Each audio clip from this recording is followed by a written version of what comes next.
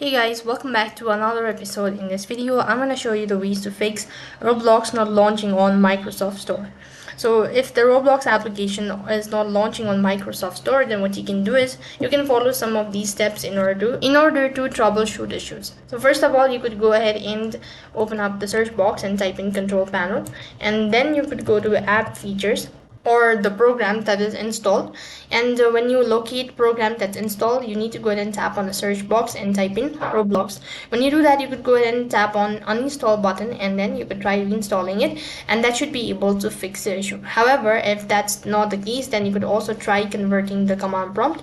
So on the search box, go ahead and type in command prompt, and when you open up the command prompt, then it's going to show something like this. So here you could go ahead and type in the text that is remove apps package, and when you do that, you should be able to fix the issue. However, that's not the case, then you can also try restarting your device, and that should be able to fix the issue.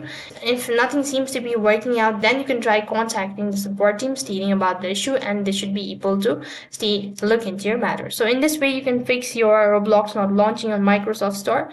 That is all for this video. I hope the video was helpful. Make sure to like, share, and subscribe to our channel.